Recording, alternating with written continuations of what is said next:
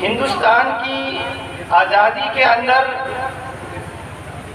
جو ہمارے پرکھوں نے، ہمارے بزرگوں نے، ہمارے اکابر نے جو قربانی دی ہے وہ ناقابل فراموش ہے، ہم اس کو نہیں بھلا سکتے۔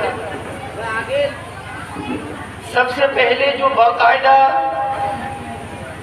ہندوستان کے اندر انگریزوں نے قبضہ جمانا چاہا تو سب سے پہلے نواب سراج الدولہ کے نانا علی بردی خان سن 1754 کے اندر سب سے پہلی باقاعدہ منظم اور مسلح جنگ جو شروع ہوئی ہے انگریز سے، وہ سن 1754 میں نواب سراج علی دولہ جو بادشاہ گزرے ہیں ان کے نانا سے شروع ہوئی ہے۔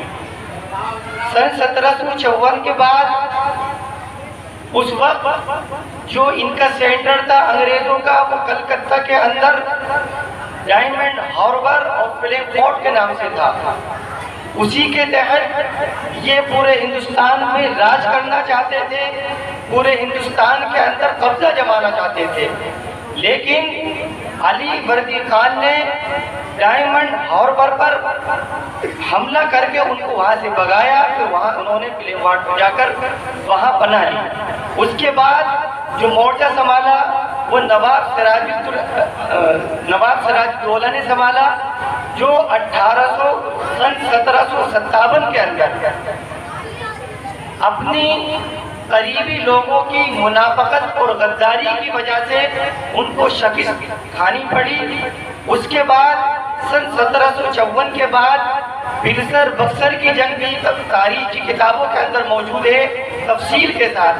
اس کے اندر ہمارے ہندوستان کے لوگوں کی شکست ہوئی۔ اس کے بعد انگریزوں نے بہار، اڑیسہ، بنگال ان تینوں اسٹیٹوں پر قبضہ کر لیا۔ اس کے بعد انگریز پورے ہندوستان کے اندر قبضہ جمانا چاہتے تھے۔ اس کے بعد رفتہ رفتہ جو ہے ان کی آبادی بڑھنی شروع ہو گئی اور انہوں نے ہندوستان پر قبضہ جمانا شروع کر دیا۔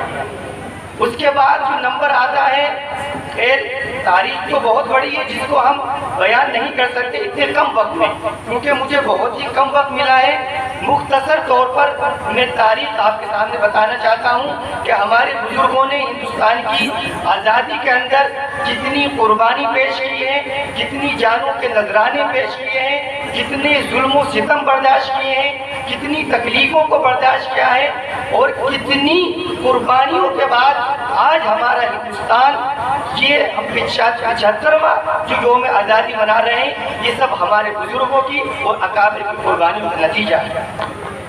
اس کے بعد جنگ آزادی میں ٹیپو علی سلطان جو مشہور بادشاہ ہیں ہندوستان کی آزادی میں، انہوں نے بہت بڑا کردار ادا کیا ہے۔ وہ 1872 کے اندر ہندوستان کے اندر حکمراں ہوتے ہیں۔ اس کے بعد انگریزوں سے 4 جنگیں لڑتے ہیں۔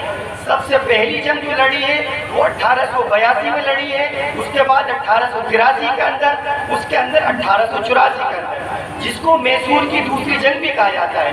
الحمدللہ ان تینوں جنگوں کے اندر ٹیپو سلطان علی نے فتح حاصل کی اور انگریزوں کو شکست کھانی پڑی۔ اس کے بعد جب انگریز بوکھلا گئے، 1782 کی شکست سے جب ٹیپو علی سلطان نے ان پر حملہ کیا اور وہ ہار گئے، تو اس کے بعد 1782 کے بعد اب انہوں نے انتقام لینا چاہا ٹیپو علی سلطان سے۔ اس کے بعد ٹیپو سلطان کے ساتھ ان کی جنگ جو شروع ہوئی ہے وہ سن 1792 میں ہوئی۔ سن 1792 کے اندر انہوں نے حملہ کیا انگریزوں نے ٹیپو سلطان پر۔ ٹیپو سلطان پر جب حملہ کیا تو ٹیپو سلطان کے جو وزیر تھے، افسران تھے، انہوں نے حضرت کے ساتھ غداری کی، بے وفائی کی، اور ان کی فوج نے بھی غداری کری۔ اس کے بعد حضرت ٹیپو سلطان کو جھکنا پڑا، اور جھکنے کے بعد ان کو انگریزوں کے ساتھ مجبوراً اپنے لوگوں کی غداری کی وجہ سے معاہدہ کرنا پڑا۔ اس وقت جو معاہدہ ہوا تھا انگریزوں سے وہ تاوان کے طور پر تقریباً 3 کروڑ پیسہ بھرا۔ اس وقت वक्त यानी ये बात है तकरीबन 1792 की। 1792 में जब अंग्रेजों ने हमला किया अपने लोगों की गद्दारी के बाद, जब टीपू सुल्तान को झुकना पड़ा तो बतौर तावान के 3 करोड़ रुपए अंग्रेजों को देने पड़े और उसके अलावा निस्फ इलाका उनको देना पड़ा और 2 शहजादे बतौर जरकुमाल के उनको देने पड़े। उसके बाद जमाना आगे बढ़ते चला गया। मौलाना अबुल हसन अली नदवी ये फरमाते हैं कि अगर अंग्रेजों के लिए सबसे पहले जो भाप लिया था कि ये अंग्रेज जो कब्जा करना चाहते हैं हिंदुस्तान पर, तो वो टीपू अली सुल्तान एक ऐसे वाहिद मर्द मुजाहिद थे जिन्होंने परख लिया था कि अब हिंदुस्तान हमारे हाथों से निकलने वाला है। क्योंकि जब अंग्रेजों ने हिंदुस्तान पर, गौर से सुनने की बात है, जब अंग्रेजों ने हिंदुस्तान पर कब्जा करना चाहा और जब अंग्रेजों ने हिंदुस्तान पर हमला करना शुरू किया तो उस वक्त हिंदुस्तान को सोने की चिड़िया कहा जाता था। तो उस वक्त मुसलमानों की हुकूमत थी, तो मुसलमानों को सबसे ज्यादा इनके जुल्म सितम का और तशद्दुद का सामना करना पड़ा। उसके बाद जब 1792 के अंदर झुकना पड़ा तो अब टीपू अली सुल्तान जो है अपने उनको छोड़कर जो उस वक्त के राजा थे और महाराजा थे, नवाब थे हिंदुस्तान के अंदर, जिस वक्त ये पाकिस्तान और बांग्लादेश उस वक्त तकसीम नहीं हुआ था, सब पूरे हिंदुस्तान का अंदर था। तो टीपू सुल्तान ने पूरे हिंदुस्तान के कोने में जा जाकर और खत्तो किताबत के जरिए जो उस वक्त के राजा और महाराजा और नवाब थे, उन्होंने अंग्रेजों की साजिशों से आगाह किया कि अगर हम इस वक्त बेदार नहीं हुए तो हमारा हिंदुस्तान दूसरे के कब्जे में चला जाएगा। उसके बाद लेकिन उस वक्त के राजा महाराजा नवाब सब अपनी ऐश व परस्त की जिंदगी में मुब्तला थे, किसी ने भी हजरत की बात को संजीदगी से नहीं लिया। उसके बाद 1792 के बाद जब 1799 का नंबर आता है तो ये मर्द मुजाहिद टीपू सुल्तान 4 मई 1799 को अंग्रेजों से लड़ते हुए पटनम के मैदान में शहीद हो गए और कभी भी अंग्रेजों से के सामने झुके नहीं।